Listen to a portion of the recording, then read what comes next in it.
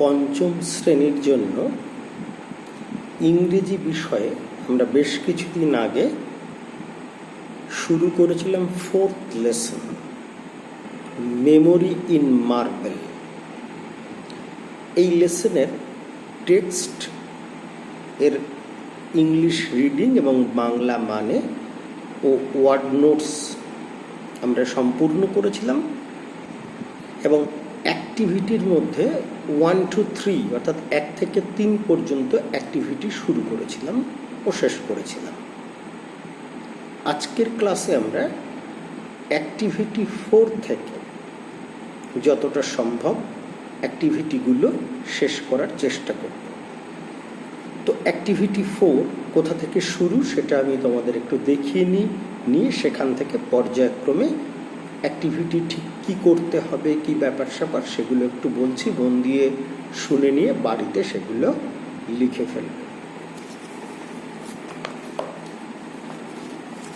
Activity 4 এখান থেকে শুরু, এখান থেকে আমরা পর্যায়ক্রমে কি করতে হবে সেটা দেখব। অ্যাক্টিভিটি 4, তো অ্যাক্টিভিটি 4-এ প্রথম যেটা ইনস্ট্রাকশন সেটা হচ্ছে let's change forms of the following doing verbs. Doing verbs বলতে আমরা বুঝি আসলে ক্রিয়াপদ বা ভার্ব যেটার মাধ্যমে কোনো কিছু করা বোঝায়। তাহলে change forms of the following doing verbs, নিচের ছকগুলিতে যে ডুইং ভার্ব অর্থাৎ ক্রিয়াপদ আছে তার ফর্মস চেঞ্জ করতে হবে, পরিবর্তন করতে হবে। আসলে ফর্মস কি তোমরা অনেক আগে থেকেই জানো যে কোনো কাজ করা হয় সেটা সময়ের উপরে নির্ভর করে আমরা ইংরেজি ও বাংলাতে কাল বা টেন্স এটা নির্ধারণ করি। অর্থাৎ ধরো খাওয়া, তুমি যদি এখন খাও সেটা বর্তমানকাল, খাওয়াটা আগে করেছিলে অতীতকাল। তাহলে বাংলাতে তোমরা কি করো, যদি এখন খাও, ধরো তুমি এখন ভাত খাচ্ছ, তাহলে তুমি বলবে আমি খাই। কিন্তু তুমি যদি খাওয়া কাজটা আগে করতে তাহলে খাইটাকে তুমি কি বলতে আমি খেয়েছি বা খেয়েছিলাম। তাহলে এই যে খাই এই ব্যাপারটাই অতীতকাল হলে একরকম হয়ে যাচ্ছে, বর্তমানকাল হলে একরকম হচ্ছে। আবার যদি তুমি পরে খেতে তাহলে কি বলতে আমি খাবো, তার মানে ভবিষ্যতে করলে সেটা একরকম হতো। ঠিক ইংরেজিতেই প্রত্যেকটা ক্রিয়াপদকে এরকম পরিবর্তন করতে হয়। অতীতকালে ব্যবহার করলে একরকম, বর্তমানকালে ব্যবহার করলে একরকম, ভবিষ্যৎকালে ব্যবহার করলে আর একরকম। সেই জন্য এখানে বলা হয়েছে যে কতগুলো ডুইং ভার্ব রয়েছে, সেই ভার্বগুলোর ফর্মস চেঞ্জ করতে হবে। দেখো ছকের বাঁ দিকে আছে প্রেজেন্ট, ডান দিকে আছে পাস্ট। তো প্রেজেন্ট এর ঘরে যেগুলো বসানো আছে সেগুলো পাস্ট টেন্সে কি হবে, আর পাস্টের ঘরে যেগুলো বসানো আছে সেগুলো প্রেজেন্টে কি হবে। এই হচ্ছে তোমাদের অ্যাক্টিভিটি 4-এর প্রথম কাজ। তো দেখো প্রেজেন্টের ঘরে ফার্স্ট রয়েছে টেল। টেল মানে বলা, তোমরা জানোই বলেছিল, এখানে করে দেওয়াই আছে সেটা টোল্ড, TOLD। প্রেজেন্টের ঘরে আছে স্মাইল, পাস্টে কি হবে স্মাইল্ড। স্মাইল মানে মৃদু হাসা, স্মাইল্ড মানে মৃদু হেসেছিল। আবার দেখো পাস্টের ঘরে রয়েছে কট, CAUGHT, কট মানে ধরেছিল। এর প্রেজেন্ট ফর্ম হয় ক্যাচ, CATCH। প্রেজেন্টের ঘরে আবার আর একটা রয়েছে গো, পাস্ট হয় ওয়েন্ট। গো মানে যাওয়া, তোমাদের সবটাই কিন্তু জানা। ওয়েন্ট মানে গিয়েছিল। আবার দেখো পাস্টের ঘরে রয়েছে ওয়ান্টেড, ওয়ান্টেড মানে চেয়েছিল, আর প্রেজেন্টের ঘরে সেক্ষেত্রে হবে ওয়ান্ট মানে চাইছে। অ্যাক্টিভিটি 4 আর একটা রয়েছে লেটস রান, এই লেটস লার্ন কি আছে দেখো, বলছে look at the following sentence from the text. Text থেকেই কিছু নেওয়া বাক্য এখানে রয়েছে, সেটা আর একবার দেখতে বলছে। তরুণ স্টাডিড ইন ক্লাস 5, ইনটাকে একটু দেখবে, স্কাই কালারে লেখা আছে। তারপরের সেন্টেন্স কি, his grandfather began to tell him the story of the Taj Mahal, অফটা দেখো স্কাই কালারে লেখা আছে। বলছে the words in colour are called preposition, অর্থাৎ এই ইনার অফ স্কাই কালারে লেখা রয়েছে। এই ইনার অফ স্কাই কালারে লেখা শব্দ দুটিকে বলা হচ্ছে প্রিপোজিশন। তোমরা আগেই জানো বা শুনেছো প্রিপোজিশন, অর্থাৎ ছোটবেলা থেকেই যে পার্টস অফ স্পিচ পড়ছো, সেই পার্টস অফ স্পিচে তোমরা noun, pronoun, verb, adverb, adjective, preposition এরকম শিখেছ। এই প্রিপোজিশনগুলো স্কাই কালারে লেখা রয়েছে। এবার বলছে তার নিচে দেখো বলা হচ্ছে প্রিপোজিশনের ডেফিনেশনটা কি। ইংরেজিতে এখানে ডেফিনেশনটা একটু পড়ে নাও আগে। বলছে preposition is a word, preposition হচ্ছে একটা শব্দ ইউজড, যা ব্যবহার করা হয় বিফোর এ নাউন, অর্থাৎ বাক্যের মধ্যে কোনো একটা নাউনের পূর্বে ব্যবহৃত হয়, অর এ প্রোনাউন কিংবা কোনো প্রোনাউনের পূর্বে ব্যবহৃত হয়,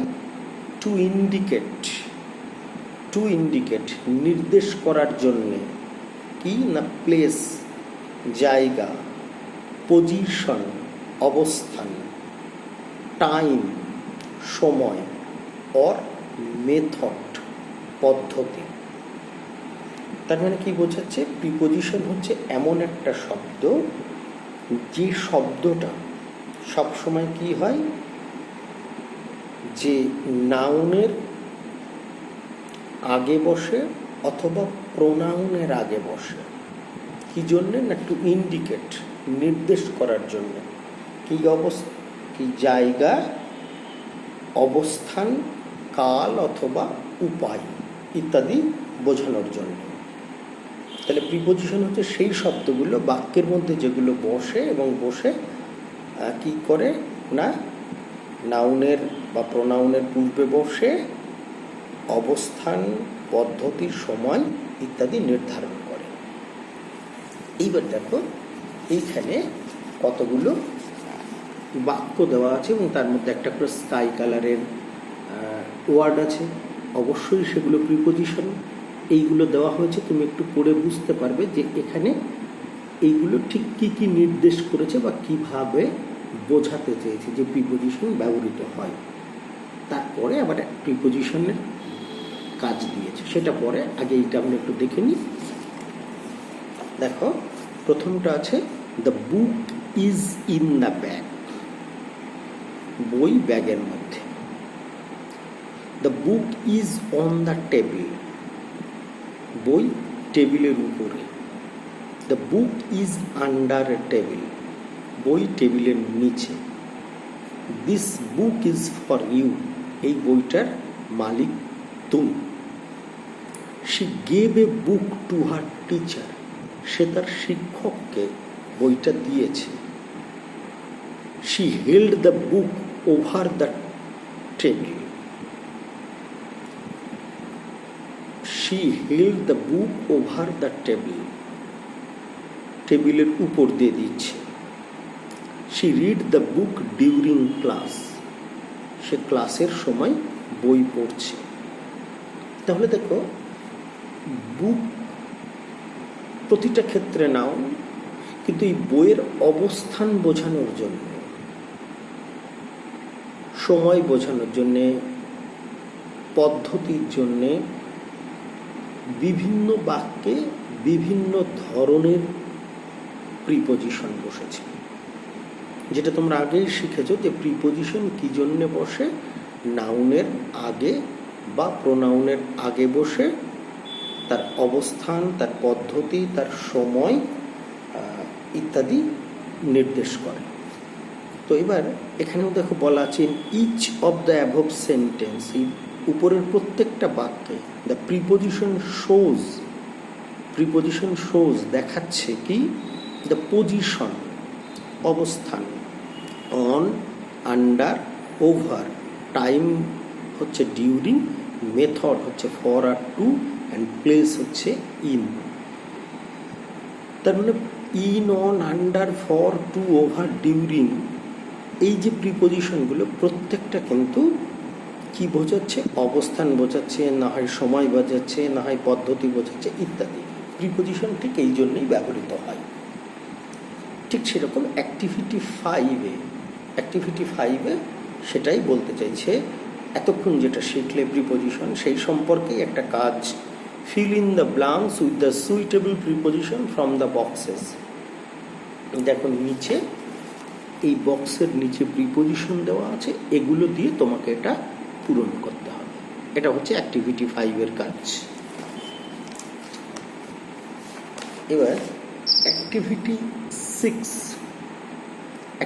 6-এ কি বলছে, fill in the blanks with appropriate articles, one is done for you.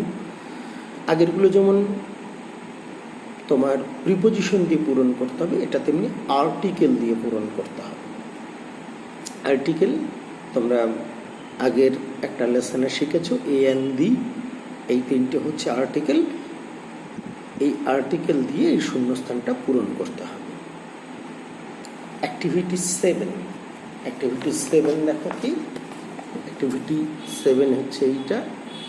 Activity 7-এ বলছে, suppose you have visited a place of interest. ধরে নাও তোমার পছন্দের একটা জায়গা তুমি ঘুরেছো।